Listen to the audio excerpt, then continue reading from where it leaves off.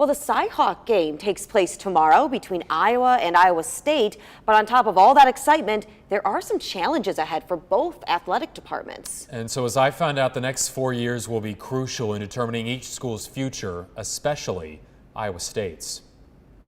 1st and 10 at the 27. July 26th was a historic day in college athletics. The universities of Texas and Oklahoma announced they'd no longer be a part of the Big 12 Conference after June 30th of 2025. Oklahoma and Texas were carrying that conference. Andrew Wade is the host of the Locked On Hawkeyes podcast that covers the University of Iowa of the Big 10. On August 24th, the Big 10, Atlantic Coast, and Pac-12 conferences announced they were forming an alliance, allowing a school like Iowa to play a big school from those two other conferences on a more regular basis. And if that is the case, I think you go to the table and you have much better bargaining and negotiation rights when you're going to the TV people and saying, here, we can bring you these big time crossover games with two big markets, not just Iowa playing Iowa State in the state of Iowa, which is definitely a possibility and I think is a great thing for Iowa and for the national media and whatnot, but Iowa playing USC.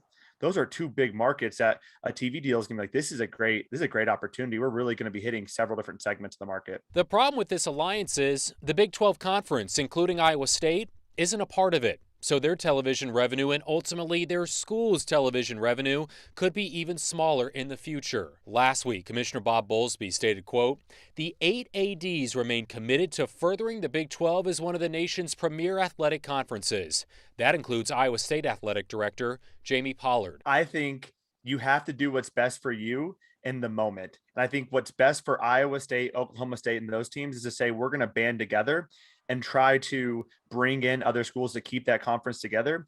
But if I'm Iowa State, if I'm Oklahoma State, if I'm TCU or Kansas, and another conference comes calling, why wouldn't you jump ship? You don't have to say I'm jumping ship until you absolutely have the ability to jump ship. Just like Oklahoma and Texas, right? Big 12, Big 12, Big 12. Ooh, the SEC. Let's hop over here. Screw the Big 12. I mean, that's kind of what I see happening.